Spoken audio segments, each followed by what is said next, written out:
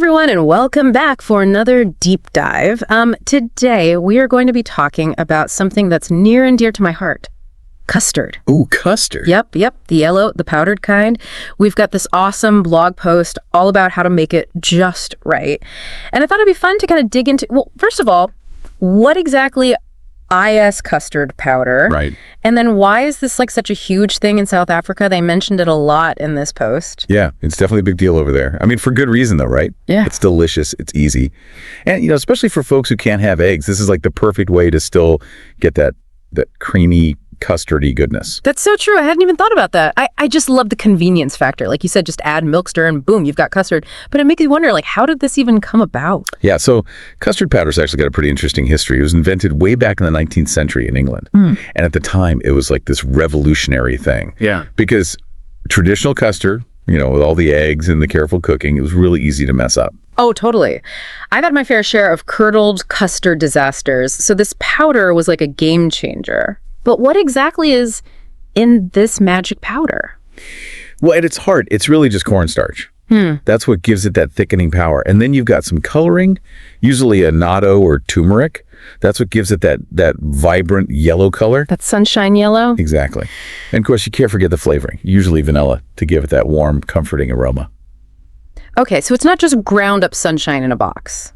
Not quite. Got it. But how does this stack up against like real deal traditional custard? Well, with traditional custard, you're relying on the proteins in eggs to thicken everything. Right. Which means you got to be super careful with the heat or else you end up with scrambled eggs. Yeah. But with custard powder, that cornstarch is doing all the heavy lifting. Makes sense. So it's way quicker, way easier, and pretty much foolproof. I can definitely appreciate that. But going back to South Africa, the blog post mentioned like a lot of nostalgia around custard there. Like it's a really big part of their food culture. Do you have any like custard memories? Oh, absolutely. I think for a lot of folks, custard is tied to those warm, fuzzy childhood memories. Yeah. Sunday dinners at grandma's house, those sorts of things. It's like a culinary time machine. And the post even called out specific brands like Moore's and Uma. Do you think those brands have something to do with that connection? Oh, for sure. Familiar brands, especially when it comes to food, they can really evoke a sense of comfort and reliability. It's like reaching for a taste of your childhood. Yeah. But beyond the nostalgia factor, I think practicality plays a role too. South Africa has a large population that avoids eggs for religious or dietary reasons. So custard powder offers a way for everyone to enjoy that classic dessert experience. That's such a good point. It's a real crowd pleaser. But let's get down to the nitty-gritty of making this custard. The blog post makes it seem super simple. Milk, sugar powder, whisk it up, and you're done. Well, there are a few key steps to getting that perfectly smooth, creamy texture. Like the blog post mentions the slurry technique. Basically, you mix the powder with a little bit of cold milk before adding it to the rest of the hot milk. Hold on, slurry. Is that like a chefy term, or is there actually a reason for that? Oh, there's definitely a reason. Think of cornstarch molecules as like tiny little bundles. If you add them straight to hot milk, they tend to clump up, forming those dreaded lumps. Oh, yeah. But the slurry helps to separate those little bundles. So when you add it to the hot milk, it mixes in nice and smooth. It's all about outsmarting those cornstarch bundles. I like it. So slurry first, then what? Just dump it all in and crank up the heat? Not quite. Gradual heating and constant stirring are key here. You want to give the cornstarch time to work its magic. Work its magic? Well, it's called gelatinization, but it's pretty magical. Basically, the cornstarch molecules absorb the liquid and swell up, creating that thick, creamy texture. So it's science A&D magic. Custard powder just keeps getting more interesting. But how do you know when the custard's done? Like when it's reached peak perfection? The classic test is to coat the back of a spoon with the custard. If it clings nicely and doesn't run off, you're good to go. Ooh, I can picture it now. That perfectly coated spoon just begging for a taste test. And speaking of taste, the blog post mentioned covering the custard with cling film right after cooking to prevent that skin from forming. Is that really necessary? Oh, it makes a world of difference. As the custard cools, the surface tends to dry out, forming that skin. But the cling film traps the moisture, so you get a smooth surface. Okay, that's a great tip. Straight into my custard making arsenal. But now I'm thinking beyond the basic bowl of custard. What else can we do with this stuff? Oh, the possibilities are endless. Now you're speaking my language.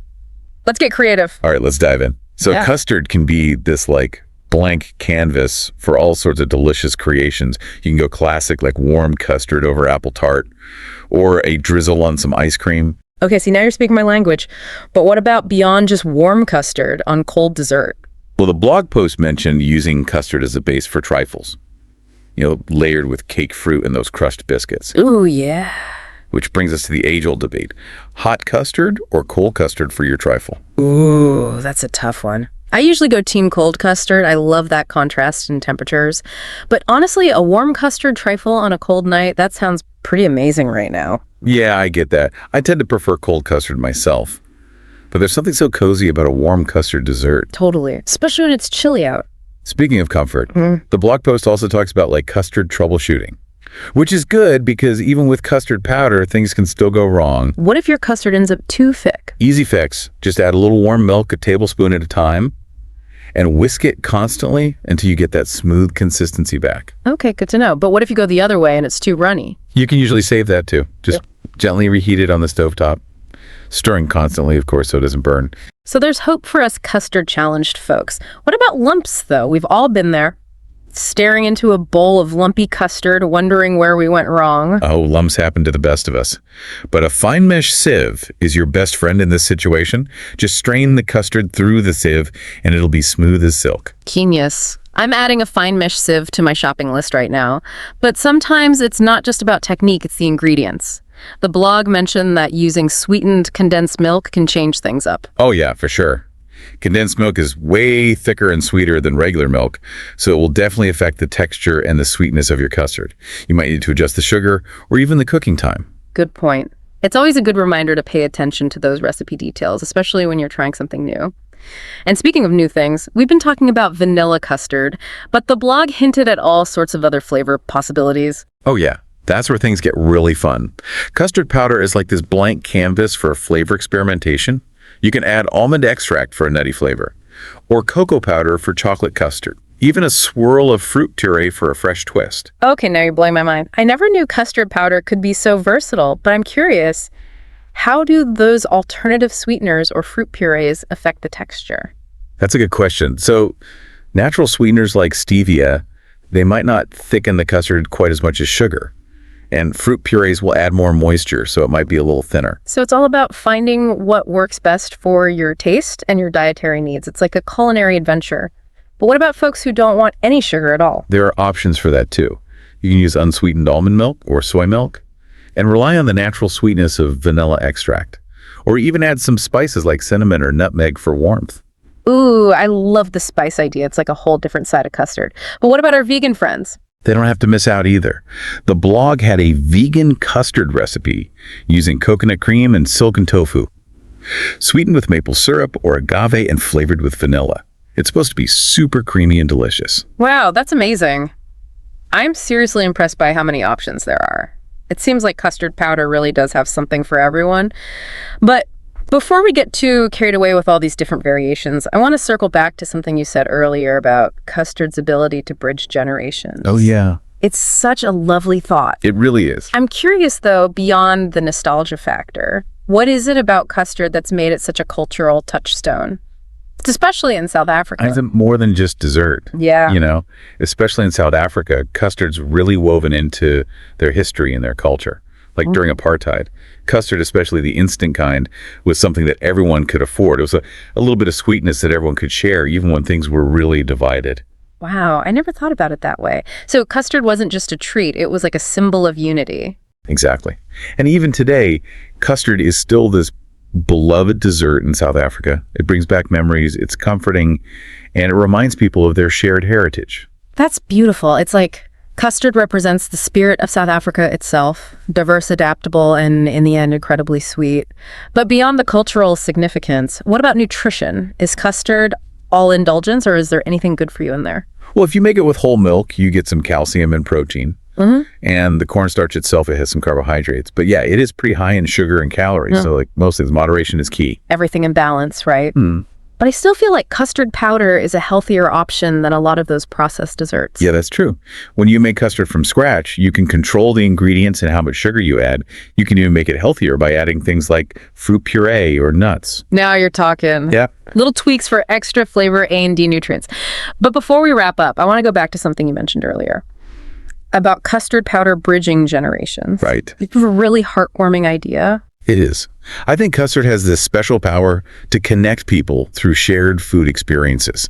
It's something that grandparents, parents, and children can all enjoy. It brings back memories and helps create new ones. I can just picture a family gathered around the table, everyone sharing their own custard stories and traditions. It's a beautiful image of connection. And that brings us to our final thought for today. Could custard, in its simplicity and versatility, be a metaphor for life itself? It's a blank canvas that we can shape and flavor to our liking, creating something comforting and uniquely our own. I love that. It's a reminder that even the simplest things like custard powder can have so much depth and meaning. So listeners, we encourage you to dust off that box of custard powder and get creative. Experiment with flavors, try new pairings, and share your creations with the people you love. Who knows, you might discover something amazing about custard that you never knew before. That's a great way to put it. Until next time, happy cooking, and may your custards always be smooth, creamy, and full of sweetness.